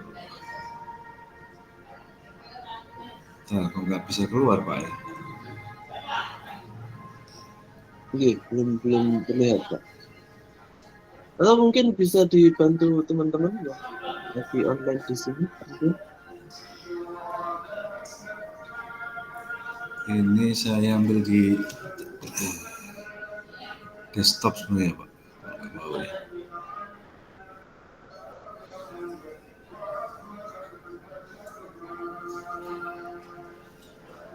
Nah, ini baru terlihat ini, Pak.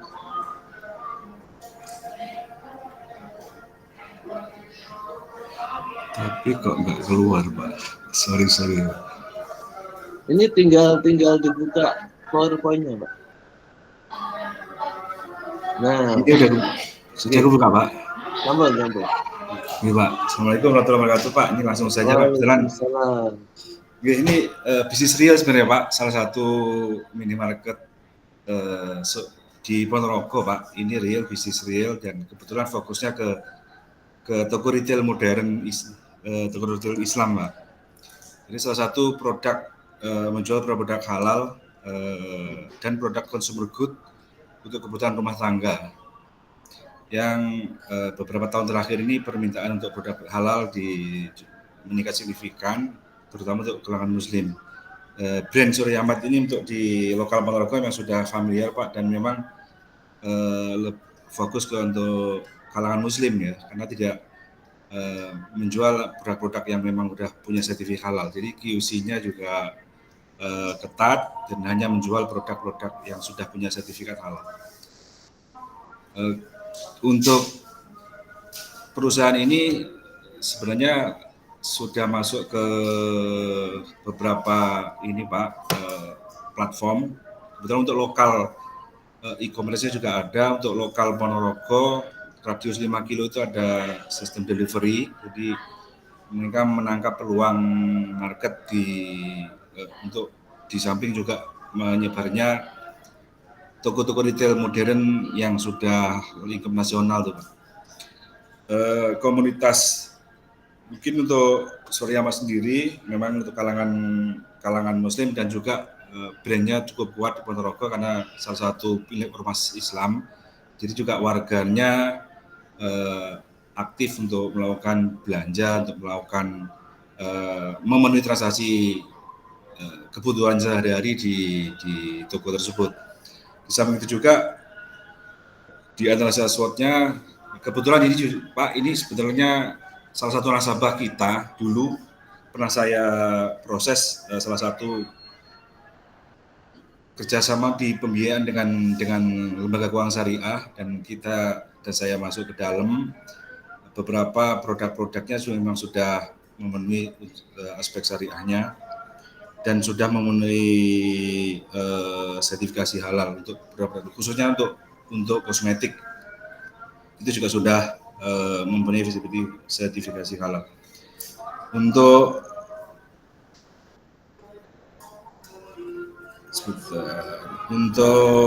proyeksi ataupun dari persaingan usaha retail ini memang cukup banyak, apalagi udah levelnya yang nasional yang itu, tapi dari segmen dari toko tersebut sudah mempunyai konsumen ataupun customer yang tetap, di mana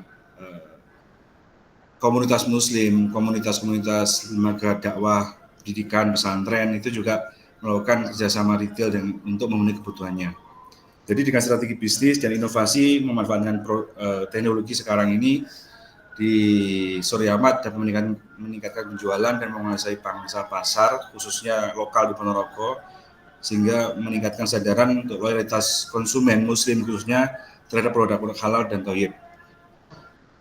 Mungkin sekilas gitu Pak. Terima kasih. Assalamualaikum warahmatullahi wabarakatuh. Waalaikumsalam warahmatullahi wabarakatuh. Baik, terima kasih Pak Edi ya. Ini teman-teman yang lebih muda harusnya malu nih sama beliau ya. Semangatnya luar biasa Pak Edi ya. Bismillah Ini, Pak, tetap semangat Pak. Memang domisilinya di Ponorogo nih Pak Edi. Kebetulan sebenarnya Madiun Pak, tapi sudah mepet Ponorogo Pak. Dan kebetulan untuk aktivitas sehari-hari di Ponorogo. Begitu. Nggih. Kalau saya kan kampung saya di Tulungagung tuh. Nah, di sebelah rumah saya itu ada bakul mobil yang sangat terkenal Pak. Namanya Kacung. Ya betul Pak. Nah, itu tetangga saya di Tulungagung sana. Nah, itu kan Mas Kacung itu kan punya teman yang di Ponorogo itu yang juga sukses ya. Apa itu? Prabu ya. Prabu motor betul. Ya, itu kan dulu pas grand opening ininya dealernya yang di sebelah rumah saya itu Prabunya datang juga itu ya. Nah, itu bos-bos itu pada ngumpul itu ya. Baik, memang Ponorogo lagi berkembang ya, termasuk dengan ininya ya, Pak? Swalayan Pak, sebenarnya minimarket retail modern ya, karena juga membuka kemitraan juga sebenarnya Pak. Iya, saya tahu. Di tempat saya kan juga ada ya, tempat saya juga ada ya, walaupun kecil ya. Kayaknya sih lebih gede yang di Ponorogo ya daripada di tempat saya. Tetapi kalau teman-teman di Muhammadiyah memang lebih kuat ininya di pendidikan ya, nampaknya ya Pak ya. Kayak Unmu Ponorogo kan gede banget ya sekarang ya. Sekarang gede banget. Ya. Kalau di tempat saya itu yang gede, kalau kampusnya kecil ya, kampusnya kecil sekali, kalah dengan kampusnya teman-teman Nahdlatul Ulama kalau di Tulungagung, tapi teman-teman Muhammadiyah punya rumah sakit tuh di Tulungagung yang cukup besar ya. Kalau kampusnya kalah sama UIN Tulungagung itu gede. Tapi kalau di Ponorogo saya rasa bisa bersaing gitu ya. Universitas Muhammadiyah Ponorogo sama apa ya? Sama UIN sekarang Pak. Iya, sama UIN ya. Kayaknya sama-sama besarnya itu ya. Iya Pak. Iya. Nah, pokoknya saya kalau ke sana harus mampir ke Dawet ya. Dawet Jambu. Pak, nanti berkabar Pak nih Ponorogo Pak. Okay. Saya biasanya lewat kalau mau ke Sarangan ya, kan pasti lewat ya dari Tulungagung, Trenggalek, Ponorogo baru ke Magetan gitu ya. Biasanya lewat apa? Ya lewat sebelahnya Unmu itu kan terus tembus apa ya? Universitasnya Gontor itu kan ya, yang jalan itu. Nida itu Pak. Kampusnya Mbak Zida itu Pak. Gitu. Mas Zida. Nah, baik. Alhamdulillah ya.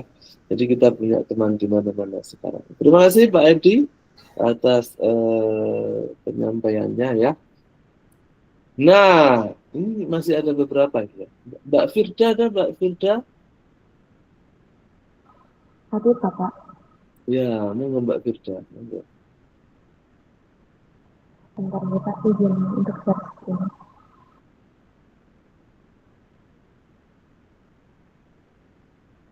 Saya minggu depan kayaknya mau ke ini Pak Edi. Mau ke Pacitan kayaknya hari Minggu besok. Ada aja.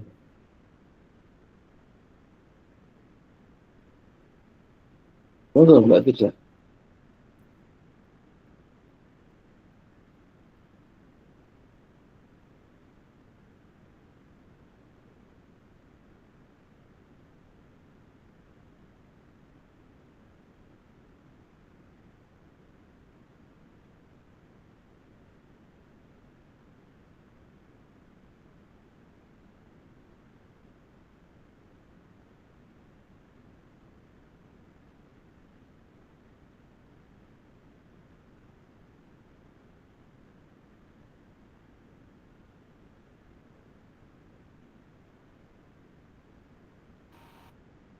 Ya, sudah terlihat.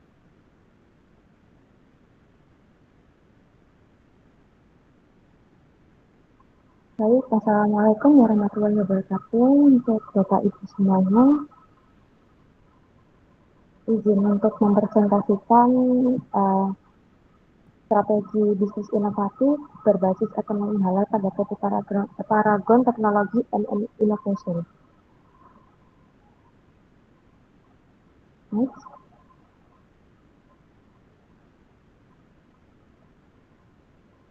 Perkembangan ekonomi halal di Indonesia sedang mengalami peningkatan yang signifikan dalam 1 dekade terakhir. Hal ini tidak lepas dari besarnya jumlah penduduk muslim di Indonesia yang mencapai lebih dari 87% dari total populasi. Hal ini menjadikan negara ini itu sebagai pasar potensial bagi produk dan jasa berbasis halal. Untuk tren halal lifestyle kini tidak hanya terbatas pada makanan dan minuman, tetapi juga telah merambah ke berbagai sektor lain seperti pariwisata, keuangan, logistik, dan industri kosmetik. Untuk salah satu sektor yang menunjukkan pertumbuhan paling pesat yakni ada di industri halal kosmetik. Untuk konsumen muslim modern ini tidak hanya mempertimbangkan kualitas dan harga produk kosmetik, tetapi juga memastikan bahwa produk yang digunakan memenuhi standar halal sesuai dengan prinsip syariah. Untuk dalam konteks ini, PT Paragon menjadi salah satu pelopor utama dalam pengembangan industri kosmetik halal di Indonesia yang didirikan pada tahun 1985 oleh Ibu Nur Hayati Subakat dengan nama awal yakni PT Pusaka Tradisi Ibu. Untuk perusahaan ini kemudian bertransformasi menjadi PT Paragon Technology and Innovation dan melahirkan berbagai merek unggulan yakni seperti Wardah, Emina, Makeover, Cup, dan produk kosmetik lainnya. Untuk Paragon ini dikenal sebagai perusahaan yang konsisten menerapkan nilai-nilai syariah, kualitas tinggi, dan tanggung jawab sosial dalam seluruh aktivitas bisnis.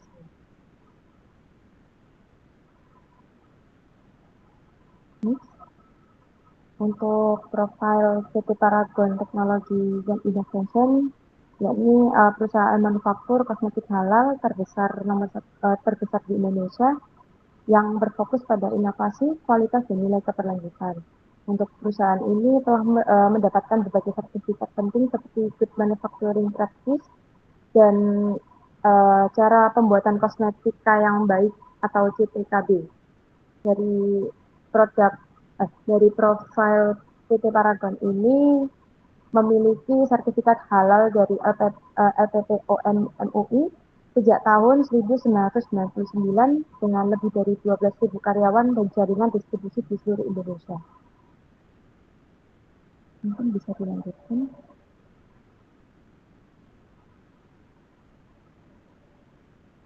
Untuk analisis SWOT, yaitu yang pertama ada strengths atau kekuatan. Brand ini sudah dikenal oleh masyarakat, terutama di produk Wardah yang berbagai pionir kosmetik halal di Indonesia, bahkan dikenal luas di ASEAN. Dan yang kedua, kepercayaan terhadap konsumen relatif tinggi karena penerapan pada sertifikasi halal. Untuk skala pendistribusiannya juga sangat luas. Lalu untuk PT Paragon ini juga punya riset dan inovasi yang kuat. Untuk weakness atau kelemahan itu pada tergantung bahan baku impor dan juga persaingan yang ketat baik dari brand lokal maupun brand internasional. Untuk R&D dan inovasi perlu upgrade karena seiring perkembangan zaman. Untuk opportunities yaitu peluang pertumbuhan tren halal lifestyle baik domestik maupun global sehingga menyebabkan permintaan pada produk halal cenderung meningkat. Lalu meningkatnya kesadaran masyarakat terhadap pentingnya produk halal memberikan ruang besar bagi ekspansi pasar domestik maupun internasional. Lalu adanya dukungan dari pemerintah Indonesia melalui pembentukan Komite Nasional Ekonomi dan Keuangan Syariah juga menjadi momentum strategis untuk memperkuat ekosistem industri halal nasional. Untuk ancamannya, yakni ada meningkatnya kompetisi dari merek kosmetik internasional yang mulai memproduksi lini halal dan juga fluktuasi harga bahan baku serta risiko reputasi apabila terjadi pelanggaran terhadap standar halal atau lingkungan.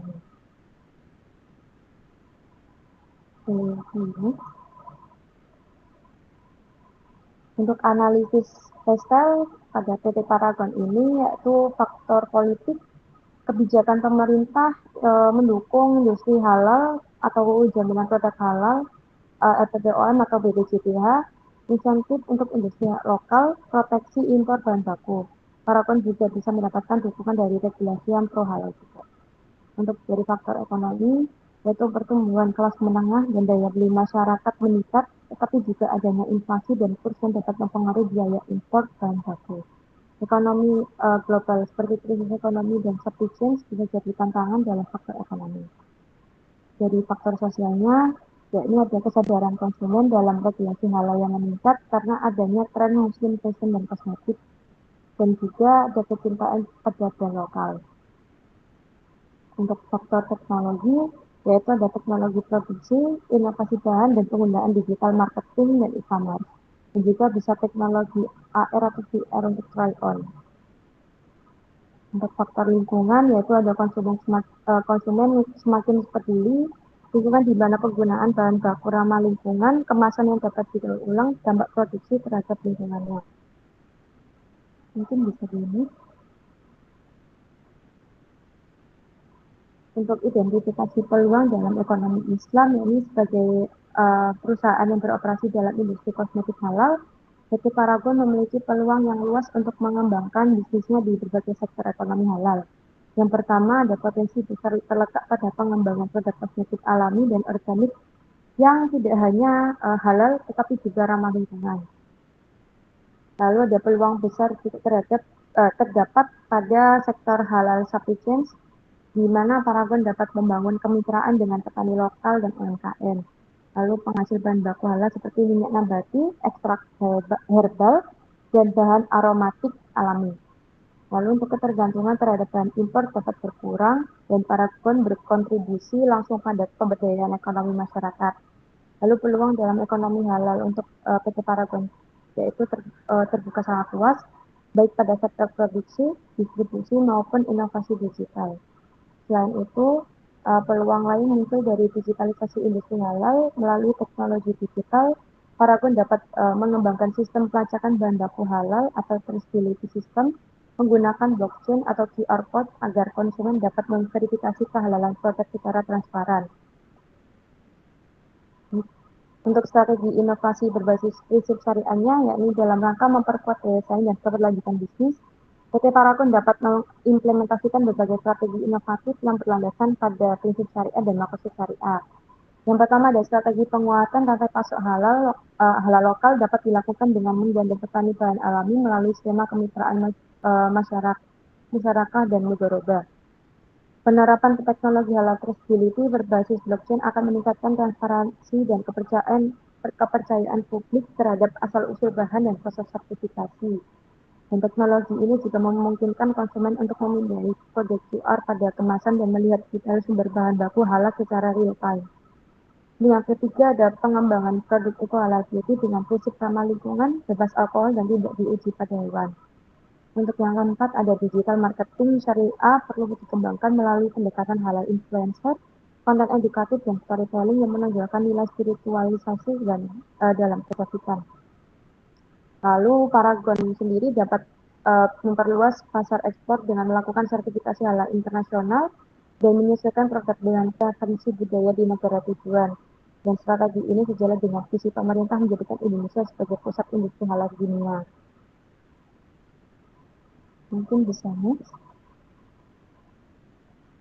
Untuk proyek dampak terhadap daya saing, melalui implementasi strategi di atas diproyeksikan mampu meningkatkan daya saing Paragon secara signifikan, baik dalam skala nasional maupun global. Lalu perusahaan yang mengintegrasikan inovasi halal digital sustainability memiliki peluang pertumbuhan sekitar 30 hingga 40% lebih tinggi dibandingkan dengan kompetitor non-halal.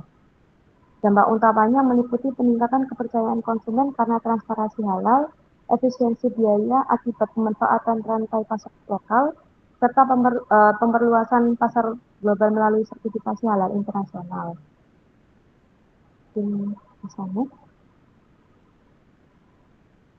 Untuk kesimpulan dan rekomendasi ini dari hasil analisis dan rancangan strategi yang telah disusun, mungkin dapat disimpulkan bahwa PT Paragon memiliki potensi besar untuk menjadi pelopor industri kosmetik halal berkelanjutan di Asia Tenggara.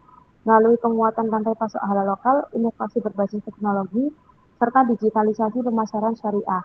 Paragon tidak hanya meningkatkan daya saing, tetapi juga menegakkan nilai-nilai makosid syariat dalam praktik bisnis modern. Untuk rekomendasi kebijakan, investasi riset bahan halal lokal, lalu ada pengembangan sistem digital halal traceability, lalu bisa kolaborasi dengan lembaga riset dan sertifikasi internasional, dan juga penerapan kebijakan green manufacturing dan strategi tersebut sejalan dengan arah kebijakan pemerintah menuju global halal 2030 dan memperkuat posisi Paragon sebagai perusahaan kosmetik halal beretika, inovasi dan budaya saing tinggi. Mungkin itu saja yang dapat saya sampaikan. Mohon maaf bila ada yang salah kata atau perbuatan saya. Wassalamualaikum warahmatullahi wabarakatuh. Saya kembalikan ke Bapak.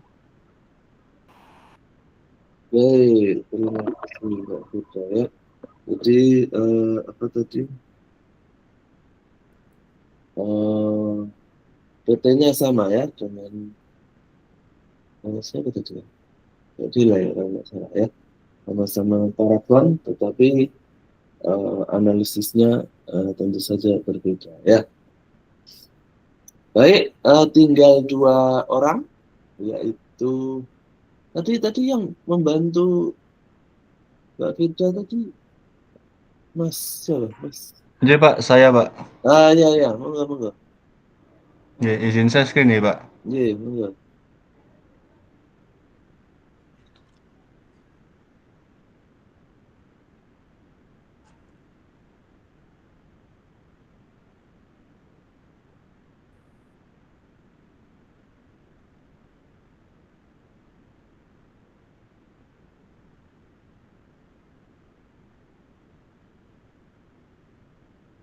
Baik, Assalamualaikum warahmatullahi wabarakatuh. Selamat malam Pak Fahrul serta semuanya.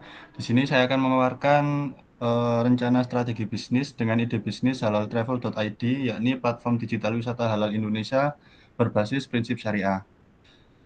Yang melatar belakangi ide bisnis saya yang pertama yakni pertumbuhan industri pariwisata halal menjadi salah satu sektor strategis dalam ekonomi global dengan nilai proyeksi mencapai 274 miliar US dollar pada 2024. Yang kedua, Indonesia memiliki potensi besar menjadi pusat wisata halal dunia karena mayoritas penduduknya muslim dan dukungan regulasi seperti Undang-Undang Nomor 33 Tahun 2014 tentang jaminan produk halal.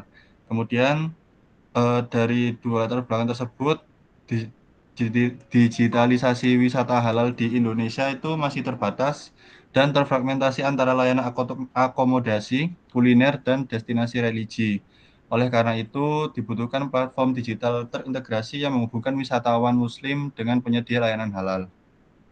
Untuk profilnya yakni nama ide bisnisnya sendiri halaltravel.id, untuk bidangnya platform digital layanan wisata halal, kemudian untuk model bisnisnya yakni online marketplace dan travel assistant berbasis prinsip syariah.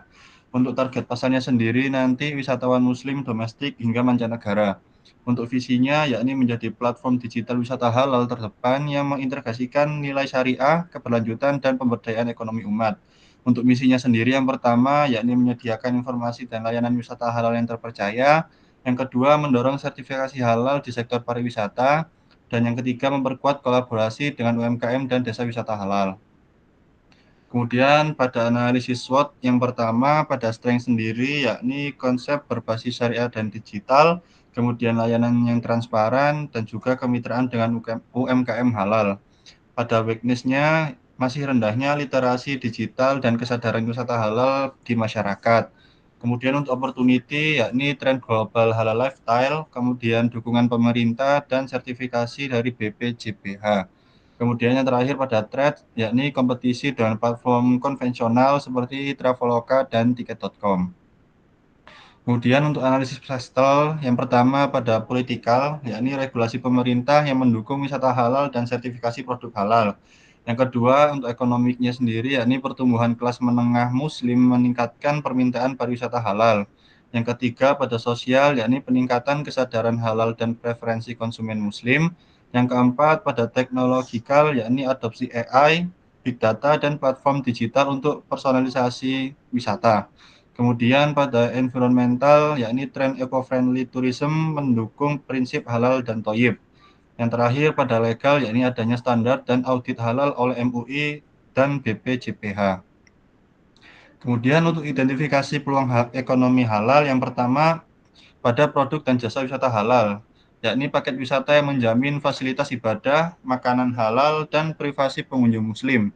Kemudian yang kedua, supply chain halal, yakni kolaborasi dengan hotel, restoran, dan transportasi yang bersertifikat halal.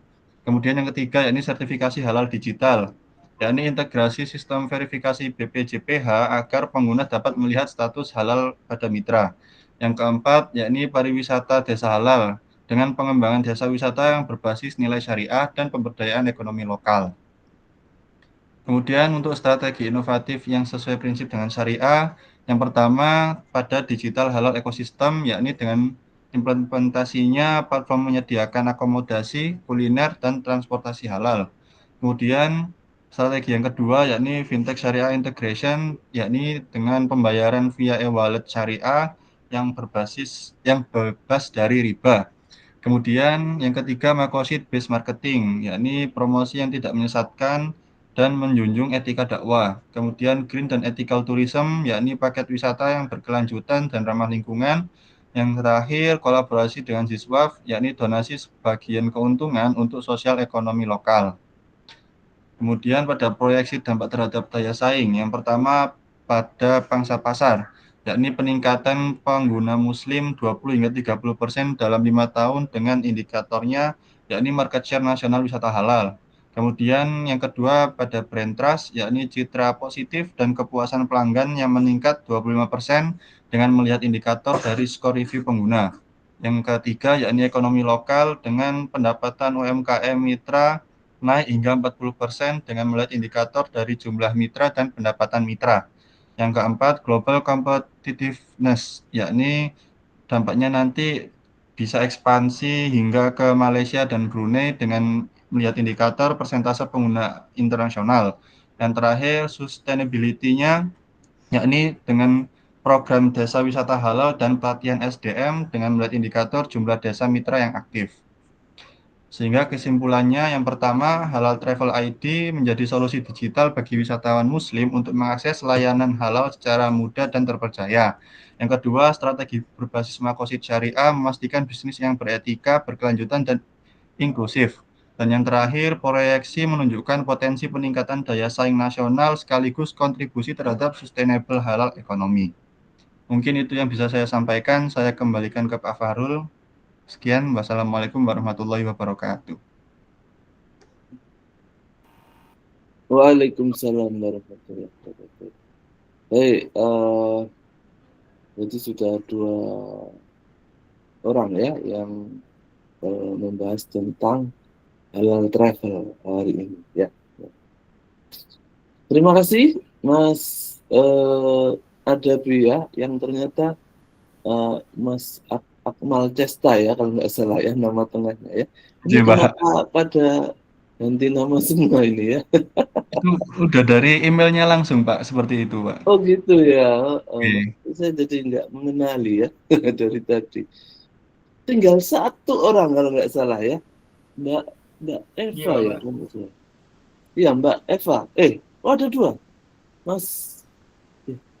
Ada 2 ya, Mbak Eva sama Mas Safrizal ya. Monggo, siapa yang sudah siap duluan, monggo.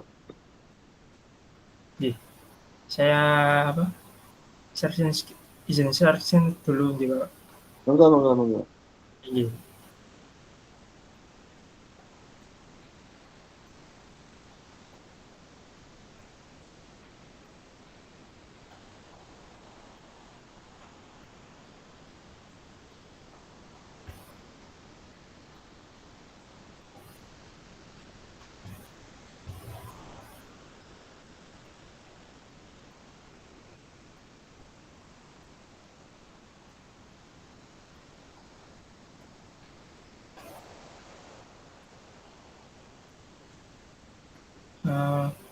Apakah sudah terlihat, Bapak? Sampun. Oh, nggih. Nggih. Assalamualaikum warahmatullahi wabarakatuh. Di sini saya akan mempresentasikan sebuah bisnis fiktif yang bernama Halal Junction. Halal Junction ini adalah gerai minuman dan cemilan kekinian halal yang mengusung konsep halalan thayyiban dengan slogan yaitu rasa halal nikmat maksimal. Untuk operasional hariannya dilakukan dengan konsep takeaway cafe, pre-order melalui WA bisnis, kemudian disertai layanan delivery order melalui marketplace GrabFood dan GoFood. Kemudian visi dari Halal Junction yaitu menjadi brand minuman halal kekinian terdepan di Indonesia yang menghadirkan cita rasa modern dengan keberkahan dalam setiap sajian. Kemudian di misinya yaitu yang pertama menghadirkan produk minuman dan cemilan 100% halal dan thayyib. Kedua, menjaga integritas halal melalui bahan baku, proses produksi, dan manajemen keuangan sesuai prinsip syariah. Ketiga, mengembangkan jejaring usaha dengan pemasok dan komunitas halal. Yang keempat, memberdayakan UMKM lokal dan menciptakan lapangan kerja beretika. Yang kelima, mendorong gaya hidup halal di kalangan anak muda dan masyarakat urban. Kemudian analisis SWOT untuk dari sisi strength kekuatannya yaitu produk berbasis bahan halal, cita rasa khas lokal, harga terjangkau, kemudian konsep syariah yang menarik. Kemudian dari sisi weakness atau kelemahan yaitu skala produksi masih kecil, keterbatasan modal untuk promosi digital, ketergantungan pada pemasok lokal. Kemudian opportunities atau peluang yaitu tren halal lifestyle meningkat, dukungan pemerintah terhadap industri halal, potensi ekspansi ke pariwisata halal dan e-commerce. Kemudian threat atau ancaman yaitu persaingan ketat di pasar minuman kekinian, fluktuasi harga bahan baku, kemudian perubahan selera konsumen yang cepat. Kemudian di analisis PESTEL yaitu di poin politik yaitu regulasi halal nasional menurut Undang-Undang Nomor 33 Tahun 2014 mewajibkan sertifikasi halal pada produk makanan dan minuman. Yang kedua, ekonomi yaitu pertumbuhan ekonomi kreatif dan peningkatan konsumsi masyarakat terhadap produk halal. Yang ketiga, sosial yaitu meningkatnya kesadaran konsumen muslim terhadap nilai halal dan etika bisnis syariah. Kemudian teknologi yaitu kemajuan digital marketing seperti media sosial dan marketplace memperluas jangkauan pasar. Yang kemudian selanjutnya yaitu environmental yaitu tren ramah lingkungan mendorong penggunaan kemasan eco-friendly. Kemudian legal atau hukum yaitu kewajiban sertifikasi halal dan izin edar BPOM sebagai bentuk jaminan konsumen. Kemudian strategi bisnis inovatif yaitu yang pertama strategi produk yaitu poin pertamanya yaitu inovasi signature drink dengan bahan lokal seperti rempah-rempah dan kurma. Kemudian variasi seasonal menu atau edisi Ramadan. Kemudian spesial Idul Fitri. Yang selanjutnya yaitu kemasan berdesain islami dan informatif dengan kalimat thayyibah, label halal, dan QR edukasi. Kemudian untuk strategi pemasaran, poin pertama yaitu digital marketing berbasis halal awareness di Instagram dan TikTok. Kemudian program loyalty card halal poin untuk setiap pembelian bagi pelanggan tetap. Kemudian kolaborasi dengan komunitas muslim seperti kampus, pesantren, dan UMKM halal. Kemudian strategi operasionalnya di poin pertama yaitu produksi sesuai SOP halal, memisahkan alat dan bahan non-halal. Kemudian pelatihan karyawan mengenai etika kerja islami dan halal handling. Kemudian strategi keuangan di poin pertama yaitu sistem keuangan transparan tanpa riba. Kemudian di poin keduanya optimalisasi keuntungan melalui efisiensi bahan dan kemasan. Yang selanjutnya yaitu proyeksi dampak terhadap daya saing perusahaan. Pada aspek dampak reputasi halal, yaitu kepercayaan konsumen meningkat hingga 40% dalam 1 tahun. Kemudian aspek daya saing pasarnya yaitu produk halal premium menjadi pembeda di pasar kopi kekinian.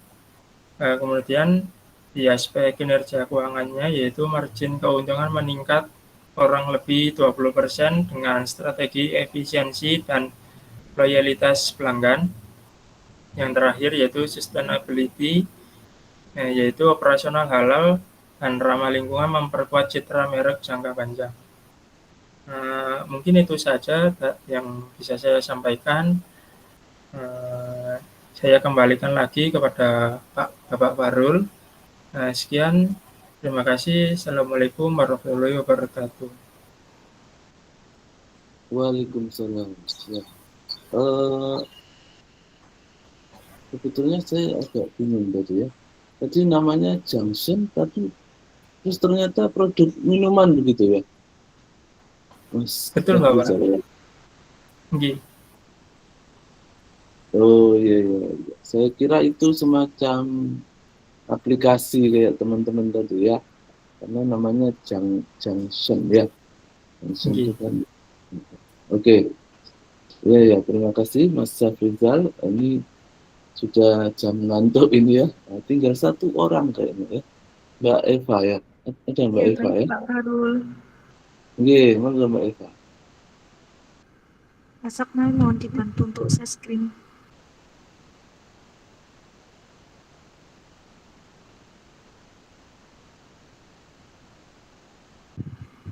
Baik, Assalamualaikum warahmatullahi wabarakatuh. Perkenalkan, nama saya Kazima Khairia dengan NIM 017.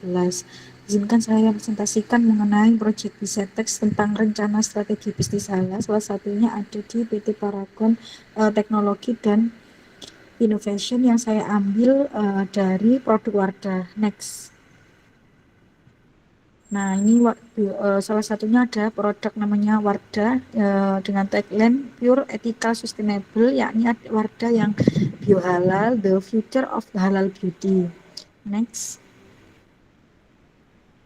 Berangkat dari sebuah adanya pertumbuhan ekonomi halal global yang menunjukkan bahwa adanya tren yang sangat positif dalam beberapa tahun terakhir, yakni menurut laporan dari State of the Global Islamic Economic, itu nilai pasar ekonomi itu halal diperkirakan mencapai 3,2 triliun US dollar pada tahun 2024. Kemudian adanya sektor-sektor utama yang menopang perkembangan ini, salah satunya ada di produk kosmetik halal. Nah, kemudian juga karena meningkatnya kesadaran terhadap kehalalan dan juga keamanan bahan, serta adanya juga dampak dari lingkungan. Nah, ini memunculkan terdorongnya masyarakat untuk berinovasi dalam produk kosmetik yang sesuai dengan prinsip halalan thayyibah, yakni yang halal dan juga baik. Salah satunya ada dari PT Paragon yang merupakan adalah salah satu pelopor utama dalam industri kosmetik halal di Indonesia. Next. Nah, untuk dari PTI ini atau PT Paragon ini sendiri itu dia itu didirikan itu dengan berdasarkan nilai-nilai keislaman, yakni beberapa produk yang dinaunginya ada seperti Wardah, Emina, Makeover, dan juga Kaf. Nah, khususnya di produk Wardah ini sendiri itu mereka sangat menanamkan nilai-nilai islaminya. Next. Untuk inovasi solution dari PT Wardah ini sendiri, yakni adanya Wardah di biohalal, bagaimana aware sense syariahnya. Jadi dia tidak hanya untuk meluncurkan sebuah produk saja, tapi bagaimana mengcompare adanya nilai-nilai bisnis Islam di dalam produksi pada PT Paragon sendiri. Salah satunya adalah BioBZ ingredients, yakni di mana adanya bahan nabati terbarukan. Jadi untuk bahan yang digunakan atau ingredientsnya itu adalah bahan yang halal. Kemudian yang kedua, mampu memastikan bahwa adanya rantai pasok halal itu dari sumber hingga pelanggannya. Jadi tidak hanya promosi semata, tetapi bagaimana mulai dari menciptakan produk itu hingga sampai ke pelanggan itu dengan baik. Kemudian yang terakhir adanya produksi rendah emisi dan juga limbah. Bagaimana produk-produk yang digunakan sebelumnya itu akan melalui uji lab, yakni di PT Paragon itu sendiri akan menguji bahwasannya ingredients yang digunakan itu tidaklah berbahaya untuk kulit masyarakat. Selanjutnya, nah, ada dampak dari matriks yang salah satunya adanya di Makosid Compliance Index, yakni mampu menjaga kemaslahatan agama, jiwa, dan lingkungan. Kemudian yang kedua mampu di bidang social empowerment-nya, yakni tenaga kerjanya itu ada yang dipekerjakan, salah satunya adalah perempuan. Nah itu dari situ itu mampu menciptakan adanya pelatihan UMKM kosmetik lokal. Kemudian yang terakhir ada zero waste target. Nah itu 100% kemasan yang dapat didaur ulang. Oke, selanjutnya. Oke, terima kasih. Saya kembalikan ke Pak Farul. Ya, baik. Terima kasih Mbak Eva ya. The last but not least ya, kalau kata orang Inggris ya. Terakhir tetapi bukan berarti yang paling belakang gitu ya. Maksudnya tetap berisi walaupun sama-sama wadah tadi ya. Nah, satu yang paling menarik untuk saya tadi yang terakhir sebelum closing tadi adalah Makosid Compliance Index ya, itu menarik untuk saya ya. Baik, terima kasih ya teman-teman ya. Nanti saya khawatir subuhnya pada telat nanti ya kalau dilanjutkan ya. Terima kasih di malam Jumat ini, insya Allah kita walaupun tidak sempat yasinan, paling tidak kita berusaha untuk menuntut ilmu ya. Semoga mendapatkan ilmu yang bermanfaat. Terima kasih yang sudah bersama saya. Mungkin ada yang sudah ketiduran juga ya. Minggu depan insya Allah saya mengajar kelas yang lain, bukan kelas teman-teman ya. Nanti tolong dikontak Pak Ajib untuk melanjutkan. Baik, yang tesis silahkan diperjuangkan ya sampai lulus tepat waktu insya Allah. Kita akhiri dengan akhir majelis. Terima kasih teman-teman. Semoga mendapatkan ilmu yang bermanfaat. Saya mohon maaf ya selama mungkin setengah semester ini kalau ada yang tidak jelas atau kurang maksimal ya. Semoga nanti bisa memicu teman-teman untuk belajar lebih dalam lagi ya tentang industri halal. Terima kasih sekali lagi. Selamat beristirahat. Kita akhiri dengan akhir majelis. Subhanallah wa bihamdihi asyhadu an la ilaha illallah. Mohon maaf ya kalau kemalaman. Yang penting semoga kita dapat ilmu malam ini. Mas, itu masih semangat tuh Mas Akmal ya. Yang lain sudah ngantuk kayaknya ya. Terima kasih sekali lagi. Wassalamualaikum warahmatullahi wabarakatuh. Waalaikumsalam warahmatullahi wabarakatuh. Terima kasih Pak Farul. Terima kasih Pak.